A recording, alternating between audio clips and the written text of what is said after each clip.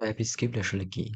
TypeScript হচ্ছে জাভাস্ক্রিপ্টের একটি update version, যেখানে জাভাস্ক্রিপ্টের সাথে কিছু আলাদা টাইপ যুক্ত হয়ে জাভাস্ক্রিপ্টে একটি নতুন রূপ দিয়েছে। টাইপস্ক্রিপ্ট শেখার আগে আপনাকে অবশ্যই জাভাস্ক্রিপ্টের কিছু বেসিক জানা থাকতে হবে। তো চলুন শুরু করা যাক। তো টাইপস্ক্রিপ্টে আমরা দুইভাবে টাইপ অ্যাসাইন করতে পারি। একটি হচ্ছে এক্সপ্লিসিট আর আরেকটি হচ্ছে ইমপ্লিসিট। তো এক্সপ্লিসিট অ্যাসাইনমেন্ট সিস্টেমটি হচ্ছে আপনি যখন কোনো একটা ভ্যারিয়েবল ডিক্লেয়ার করতে যাবেন, তখন ভ্যারিয়েবলের সাথেই আপনি কোলন দিয়ে সেই ভ্যারিয়েবলের টাইপটি লিখে দেবেন। এটি হচ্ছে explicit type assignment. And implicit type অ্যাসাইনমেন্টটি হলো আপনি যখন কোনো একটা ভ্যারিয়েবল ডিক্লেয়ার করবেন, আপনি সরাসরি টাইপটা লিখে দিবেন না। আপনি ভ্যালু ডিক্লেয়ার করার পর জাভাস্ক্রিপ্ট গেস করে নিবে যে আপনি যে ভ্যারিয়েবলটা ডিক্লেয়ার করবেন এটি আসলে কোন টাইপ। যেমন এখানে দেখতে পাচ্ছেন ভ্যারিয়েবলটি এখানে টাইপ না লেখার পরেও টাইপস্ক্রিপ্ট কিন্তু নিজে থেকে ধরে নিয়েছে এটি একটি স্ট্রিং। কিন্তু এক্ষেত্রে আপনি আগে থেকে লিখে দিয়েছিলেন এটি হচ্ছে একটি স্ট্রিং। এরপর আমরা টাইপস্ক্রিপ্টের কিছু স্পেশাল টাইপস সম্পর্কে জানবো। তো প্রথমেই যে টাইপটি সম্পর্কে জানবো সেটি হচ্ছে এনি টাইপ।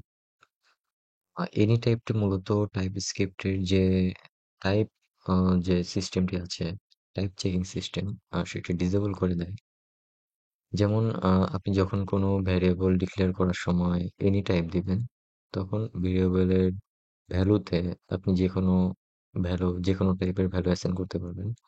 যেরকম এখানে ভি এ ভি ভ্যারিয়েবলে আমি এনি টাইপ অ্যাসাইন করেছি।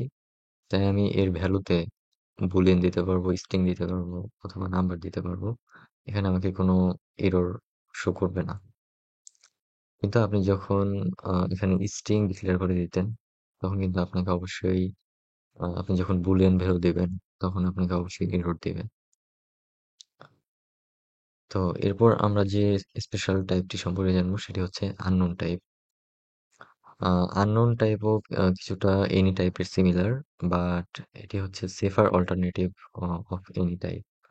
আপনি যখন কোনো একটি ভ্যারিয়েবল ডিক্লেয়ার করবেন এবং সেই ভ্যারিয়েবলে আপনি আননোন টাইপ দিবেন, তখন টাইপস্ক্রিপ্ট আপনার এই টাইপটি আমলে নেবে না, অর্থাৎ গণায় ধরবে না।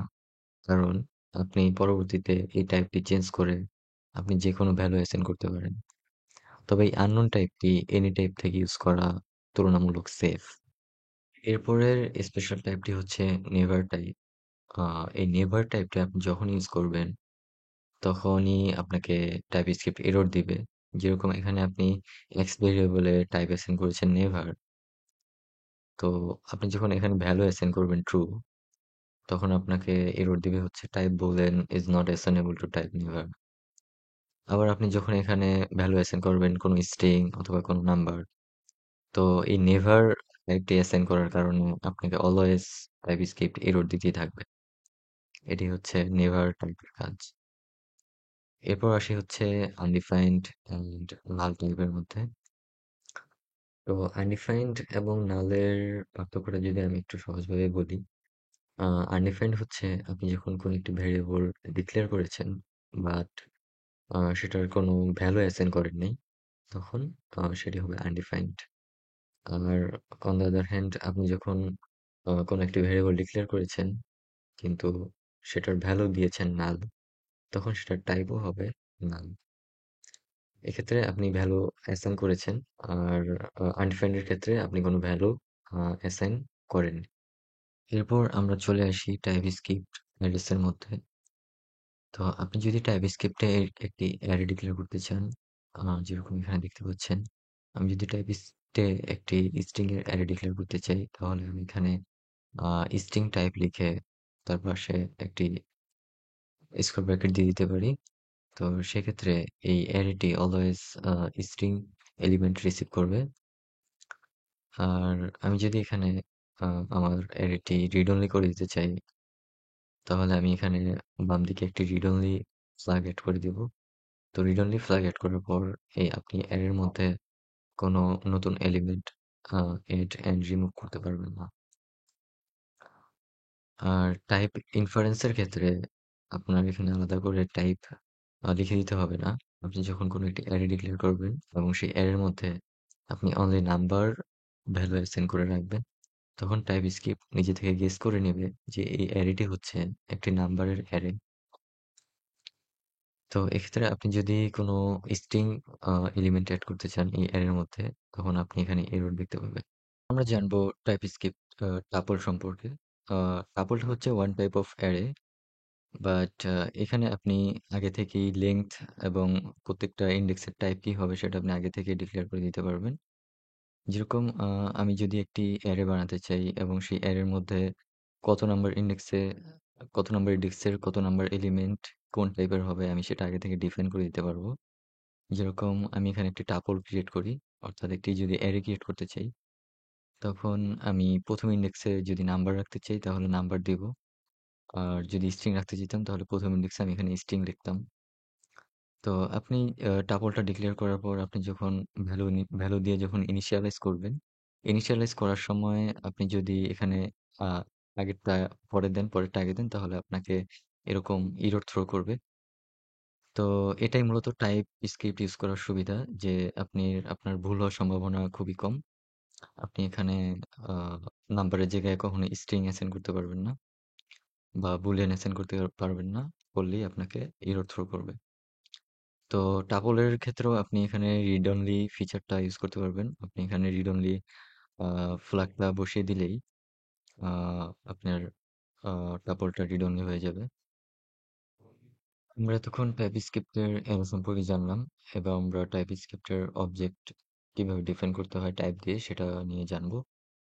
তো ধরুন আমি একটি কার নামে একটি অবজেক্ট ডিক্লেয়ার করতে চাই। তো এই অবজেক্টের মধ্যে আমি ৩ টা কি নিব, অর্থাৎ ৩ টা এলিমেন্ট নিব, টাইপ, মডেল এবং ইয়ার। তো টাইপের কারের যে টাইপ, সেই টাইপটা অবশ্যই স্ট্রিং হয়। তাই আমরা শুরুতে ডিফাইন করে দিতে পারি যে এই কারের টাইপটা কি হবে, স্ট্রিং হবে। আর কারের মডেলটাও স্ট্রিং হয় সাধারণত। তো আপনি মডেলটাও এখানে স্ট্রিং ডিফাইন করে দিতে পারবেন। আর ইয়ারটা সম্ভবত নাম্বার হয়, তাই ইয়ারটা আপনি নাম্বার ডিফাইন করে দিবেন। তো অবজেক্টের ক্ষেত্রে টাইপ ডিফাইন করতে হয় কার্লি ব্রেসেস দিয়ে প্লাস সেকেন্ড ব্র্যাকেট দিয়ে। আর আপনি যদি টাইপ ইনফারেন্স ইউজ করতে চান তাহলে আপনাকে আলাদা করে টাইপটা উল্লেখ করে দিতে হবে না। আপনি এখানে সরাসরি স্ট্রিং লিখে দিলে পরবর্তীতে টাইপস্ক্রিপ্ট নিজে থেকে গেস করে নেবে যে আপনার কারের টাইপটা স্ট্রিং নাকি নাম্বার। তো দেখতে পাচ্ছেন আপনি যদি একটা অবজেক্ট ক্রিয়েট করেন কার নামে এবং টাইপ দেন টয়োটা, পরবর্তীতে আপনি যদি এই কার ডট টাইপ দিয়ে আপনার ভ্যালুটা চেঞ্জ করতে চান, তো চেঞ্জ করা ভ্যালুটা অবশ্যই স্ট্রিং হতে হবে পরবর্তীতে। আপনি যদি স্ট্রিং এর পরিবর্তে নাম্বার দিতে চান তাহলে আপনাকে এখানে এরর থ্রো করবে। তো এটাই ছিল টাইপস্ক্রিপ্টে অবজেক্ট অবজেক্টের টাইপ ডিক্লেয়ার করার যে মেথডটা। আর আপনি এখানে অপশনাল প্রপার্টিও দিয়ে দিতে পারেন। এখানে কোয়েশ্চেন মার্ক দিয়ে দিলে সেই এলিমেন্টের টাইপটা অপশনাল হিসেবে যাবে। আ এটা রিকোয়ার্ড থাকবে না। এবার আমরা জানবো টাইপস্ক্রিপ্টের ইনামস সম্পর্কে। তো টাইপস্ক্রিপ্টের ইনামসটা হচ্ছে একটা স্পেশাল ক্লাস, যেটার মাধ্যমে আপনি এই গ্রুপ অফ কনস্ট্যান্ট ডিক্লেয়ার করতে পারবেন। অর্থাৎ আপনার যদি কোনো প্রজেক্টে কিছু কনস্ট্যান্ট ভেরিয়েবল রাখতে হয় তাহলে আপনি ইনাম দিয়ে এই কাজটা করতে পারেন। যেরকম আমরা জানি যে নট ফাউন্ড এর কোড হচ্ছে 404, সাকসেস এর কোড হচ্ছে 200। তো এরকম কিছু কনস্ট্যান্ট জিনিস আপনি যদি স্টোর করে রাখতে চান তাহলে আপনি ইনাম ইউজ করে করতে পারেন এবং পরবর্তীতে এই ভ্যালুগুলো ডিফাইন করার জন্য আপনি আ এভাবে ডট দিয়ে ভ্যালুগুলো ডিস্ট্রাকচার করতে পারেন। আ আপনি ইনাম হিসেবে নাম্বার প্লাস স্ট্রিংও নিতে পারেন আ ইনামের ভ্যালু হিসেবে। তো এরপর আমরা চলে যাব টাইপস্ক্রিপ্টের টাইপ এলিয়াসেস অ্যান্ড ইন্টারফেসেস এর মধ্যে। তো টাইপ এলিয়াসেসটা হচ্ছে আপনি যখন কোন একটা অবজেক্টের টাইপ ডিক্লেয়ার করতে যাবেন এবং পরবর্তীতে সেটা ইউজ করতে যাবেন, তখন আপনার এটা খুবই হেল্পফুল হবে। আমরা একটু আগে যখন দেখেছিলাম যে আপনি যখন কোনো অবজেক্টের টাইপ ডিক্লেয়ার করতে যান, তখন আপনাকে এই ভেরিয়েবলের পাশেই লিখে দিতে হচ্ছে। তো আপনি যদি এই জিনিসটা ইগনোর করতে চান এবং একটা জায়গায় আপনার সবগুলো টাইপ একসাথে ডিফাইন করে রাখতে চান, যেরকম আপনি এখানে কারের টাইপটা এভাবে আলাদা করে টাইপ এলিয়াস ইউজ করে আ আলাদা করে স্টোর করে রাখতে পারছেন, এবং পরবর্তীতে আপনি যখন কোনো অবজেক্ট ক্রিয়েট করতে যাচ্ছেন, তখন আপনি শুধু কোলন দিয়ে ওই টাইপের নামটা লিখে দিলেই আপনার হয়ে যাচ্ছে। আপনার এখানে আলাদা করে, যেরকম একটু আগে দেখেছিলাম, আলাদা করে এভাবে লেখার প্রয়োজন হচ্ছে না। এরপর আমরা চলে যাই ইন্টারফেসেস এর মধ্যে। আ ইন্টারফেসটা সিমিলার টু টাইপস, অর্থাৎ টাইপের মতো করেই কাজ করে। তবে ইন্টারফেস গুলো শুধু অবজেক্ট টাইপ রিসিভ করে। অর্থাৎ আপনি শুধু অবজেক্টের টাইপ ডিফাইন করতে পারবেন এই ইন্টারফেসের মাধ্যমে, এবং আপনি ইন্টারফেস এক্সটেন্ড করতে পারবেন চাইলেই। যেরকম interface colour rectangle extends rectangle. আপনি কালার রেক্টেঙ্গল নামে একটা নতুন ইন্টারফেস ক্রিয়েট করতে পারছেন এই পূর্ববর্তী ডিক্লেয়ার করা রেক্টেঙ্গল থেকে। আর এছাড়া আপনি যখন কোনো অ কমপ্লেক্স টাইপ ডিক্লেয়ার করতে যাবেন, তখন আ রিকমেন্ড করা হয় যে টাইপ এলিয়াস ইউজ করার জন্য। আর যখন কোনো অবজেক্টের টাইপ ডিক্লেয়ার করতে যাবেন, তখন আপনি ইন্টারফেস ইউজ করবেন।